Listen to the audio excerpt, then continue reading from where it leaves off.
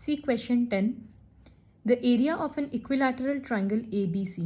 ABC एक triangle है, उसका एरिया दे दिया, ये रहा, और हर वर्टेक्स से इस तरह से एक सर्कल ड्रॉ किया गया। तो जितना साइड है उसका हाफ रेडियस हो रहा है। शेडेड रीजन क्या होगा? Area of triangle minus area of 3 sectors. लेकिन यहां पर हम लोगों को साइड ही नहीं पता, तो रेडियस कैसे निकालेंगे? तो सबसे पहले हम क्या लिखेंगे? Area of triangle equals to ये रहा, लेकिन इक्विलैटरल ट्राइंगल का एरिया क्या होता है? √3/4 a²। तो लिख दिए √3/4 a² इक्वल्स टू दिस। अब यहां से a² क्या होगा? 4 ऊपर जाएगा और √3 नीचे आएगा। उसके बाद √3 का वैल्यू दिया हुआ है क्वेश्चन में, वही यूज करना पड़ेगा। देखो ये रहा √3 का वैल्यू 1.73205। तो यहां पर हम √3 के बदले ये वैल्यू पुट कर दिए। अब डेसिमल हटाएंगे, नीचे से 5 प्लेस डेसिमल हटाएंगे तो ऊपर में 5 0, और ऊपर से 1 हटाएंगे डेसिमल तो नीचे में 1 0। अब ये तो सेम नंबर है, कट गया, यहां से 1 0 कट गया, तो क्या बच रहा है? a² इक्वल्स टू 4 और साथ में 4 zeros, मतलब 40,000। तो a² इक्वल्स टू 40,000। तो a क्या होगा? इसका स्क्वायर रूट, तो 4 0 के बदले 2 0 और 4 का 2 हो जाएगा। तो a का वैल्यू आ गया 200। इसका मतलब इक्विलैटरल ट्राइंगल का साइड था 200, तो रेडियस कितना होगा? 100 सेंटीमीटर, क्योंकि इसका हाफ है। तो यहां हम लिखे radius of sector equals to 100 centimetre. फिर एरिया ऑफ 1 सेक्टर, तो इक्विलैटरल ट्राइंगल है मतलब सारा एंगल 60 डिग्री है। तो एरिया ऑफ सेक्टर क्या होता है? θ/360 πr²। यहां लिखे 60/360 पाई 100 का स्क्वायर। पाई के बदले 3.14 यूज करने बोला गया है, ये और ये कट के 1/6 हो गया। अब सॉल्व करने के लिए इसका 2 प्लेस पे डेसिमल हटाएंगे तो 100 ऐसे रहेगा। तो यहां पर इसको एक बार कैलकुलेट नहीं कर रहे, छोड़ दे रहे हैं। तो ये एरिया ऑफ 1 सेक्टर है, लेकिन इसी तरह से 3 सेक्टर्स है। तो एरिया ऑफ 3 सेक्टर्स क्या होगा? 3 इंटू वो टोटल वैल्यू 100 के साथ ऐसे 2 0 कट गया, 3 और 6 कट के 2 हो गया, 315 इसके साथ कट के 157 हो गया। तो यहाँ 157 है और यहाँ 2 0 है, तो इतना सेंटीमीटर स्क्वायर 3 सेक्टर्स का एरिया है। तो शेडेड रीजन क्या है? Triangle minus 3 sectors. तो शेडेड रीजन क्या होगा? ट्राइंगल का एरिया ये रहा, सेक्टर का ये रहा, सब्ट्रैक्ट करके लिख देना, यूनिट रहेगा सेंटीमीटर स्क्वायर। फिर क्वेश्चन 11 कर रहे हैं, वो भी काफी इजी है। ये एक हैंकरचिफ है, 9 सर्कल्स इस तरह से बना हुआ है, एक स्क्वायर शेप का हैंकरचिफ है। तो रिमेनिंग पोर्शन कितना है? रिमेनिंग पोर्शन मतलब स्क्वायर से ये सारा सर्कल्स को माइनस करना है। तो एक सर्कल का एरिया निकालेंगे, इंटू 9 कर देंगे, स्क्वायर का एरिया निकालेंगे और दोनों को माइनस कर देंगे। तो सर्कल का रेडियस दिया है 7 सेंटीमीटर, मतलब यहां से यहां 7 है। तो एक एक सर्कल का डायामीटर कितना होगा? 14। तो जब हम लोग स्क्वायर का साइड निकालेंगे वो कितना आएगा? 3 डायामीटर अट रहा है ना, फिगर से समझ में आ रहा है। तो इसका साइड हो जाएगा 14 इंटू 3। तो यहां पर सबसे पहले हम एरिया ऑफ 1 सर्कल कर रहे हैं, πr², रेडियस है 7, तो वो 154 आ रहा है। फिर साइड ऑफ स्क्वायर लिख रहे हैं 3 इंटू 14, 42 सेंटीमीटर। तो एरिया ऑफ स्क्वायर क्या होता है? साइड इंटू साइड, मतलब 42 इंटू 42, इतना आ गया। तो रिमेनिंग एरिया ऑफ हैंकरचिफ कितना होगा? एरिया ऑफ स्क्वायर मतलब 1764 minus 9 into area of 1 square. पहले एरिया ऑफ 1 सर्कल, तो पहले दोनों को मल्टीप्लाई करना, फिर सब्ट्रैक्ट कर देना। उसके बाद क्वेश्चन 12, ये रहा फिगर। ये शेडेड रीजन निकालना है, इसको क्वाड्रेंट बोला गया है। तो ऑब्वियसली समझ में आ रहा है ये एक सेगमेंट ही हो गया, क्वाड्रेंट माइनस ट्राइंगल करेंगे। बहुत ही सिंपल है, रेडियस दे दिया 3.5 और OD दे दिया 2 सेंटीमीटर। पहला क्वेश्चन यहाँ पर क्वाड्रेंट निकालने बोला है, तो क्वाड्रेंट का एरिया 1/4 πr²। या फिर 90/360 भी कर सकते हैं, सेम ही आएगा। तो 1/4 इंटू 22/7 और रेडियस कितना है 3.5, तो 3.5 इंटू 3.5, दोनों का डेसिमल हटाएंगे तो 100 हो जाएगा नीचे में। 7 35 से 5 पे कट गया, ये 5 20 से कट गया। फिर यहाँ 35 और 20 को 5 से कट कर रहे हैं तो 7/4 और एक बार यहाँ कट गया। तो ऊपर में हो गया 11 इंटू 7 77 और नीचे में 4 इंटू 2 8। ये एक क्वाड्रेंट का एरिया आ गया। अब शेडेड रीजन निकालना है तो उसके लिए ट्रायंगल को माइनस कर देंगे। तो area of shaded region equals to quadrant minus triangle. Quadrant तो ऑलरेडी निकाल चुके, और ट्रायंगल क्या करेंगे, ये तो राइट ट्रायंगल है तो half into base into height, मतलब हाफ इंटू 2 इंटू 3.5। 2 और 2 तो ऐसे ही कट गया। 3.5 का डेसिमल हटाएंगे, फिर 5 से कटेगा तो 7/2 आ रहा है। 8 LCM लेंगे, उस तरह से करके करेंगे तो आंसर आ जाएगा। इसके बाद क्वेश्चन 14 हम पहले करा रहे हैं। ये हम लोग ऑलरेडी कर चुके एक वर्कशीट, ये रहा इसी के जैसा है।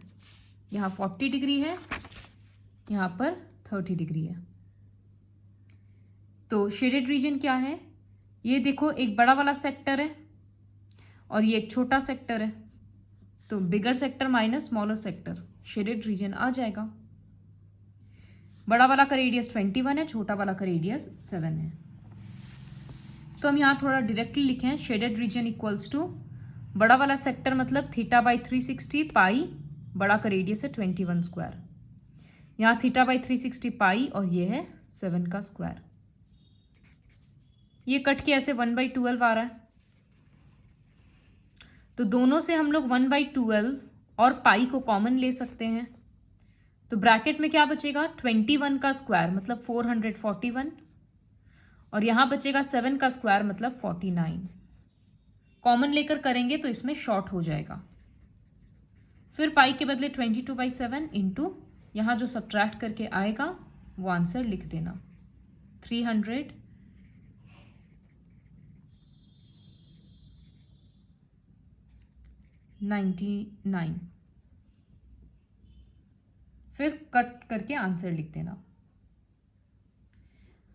उसके बाद क्वेश्चन 13 करा रहे हैं, वो इसका फिगर ये रहा।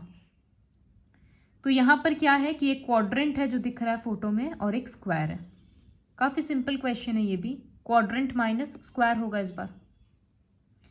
लेकिन यहां पर रेडियस नहीं पता, यहां सिर्फ साइड ऑफ द स्क्वायर जो कि यहीं तक आ रहा है इसको 20 दिया हुआ है।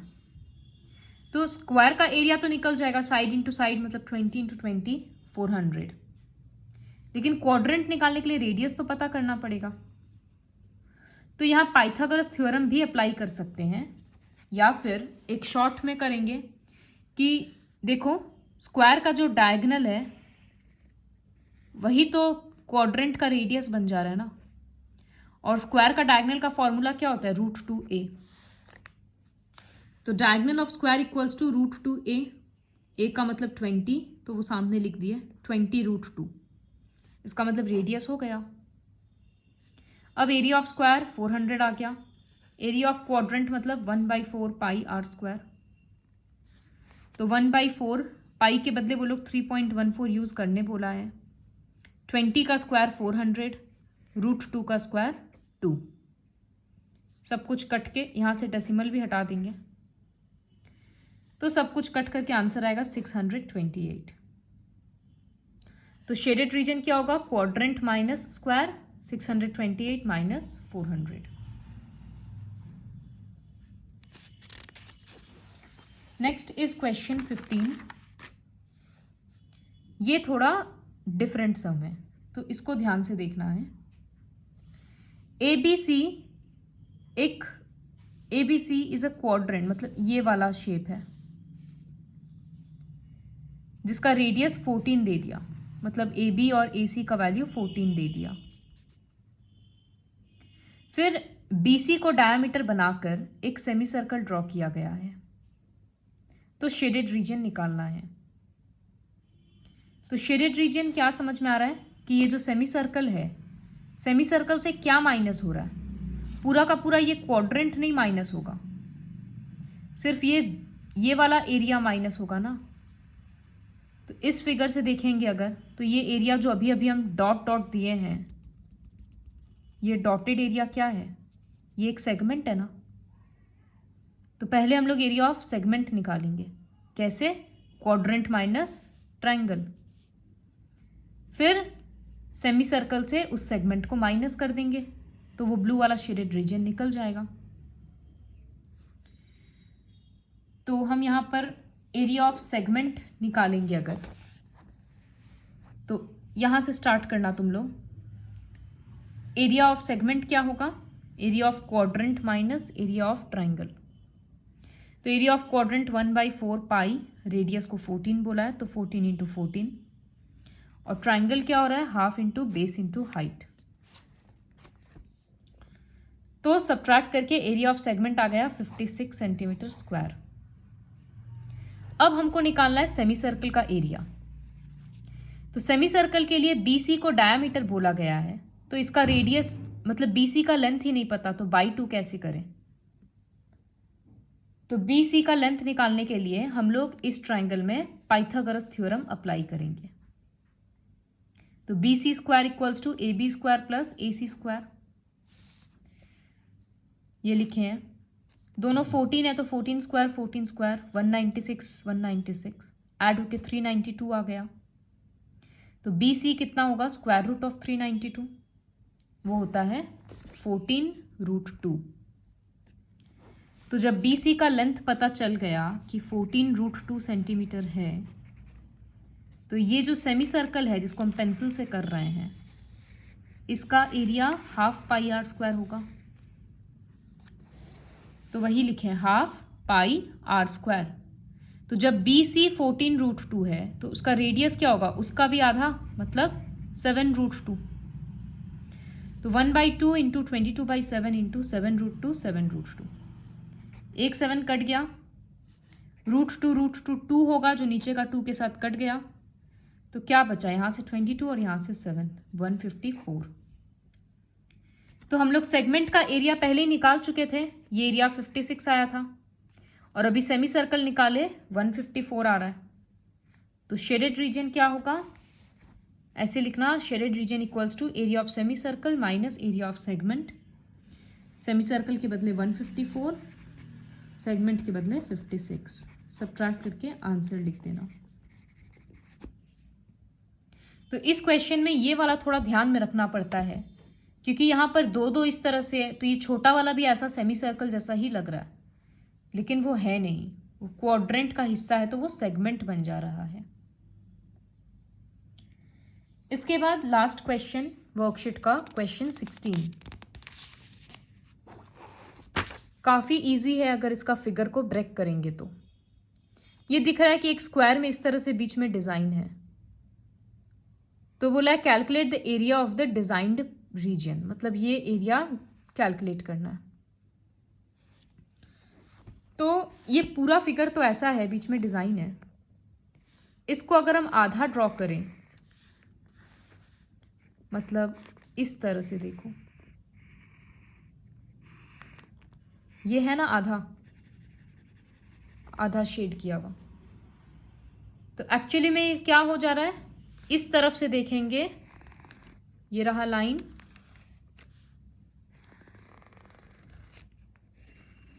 तो एक्चुअली में ये एक सेगमेंट बन जा रहा है।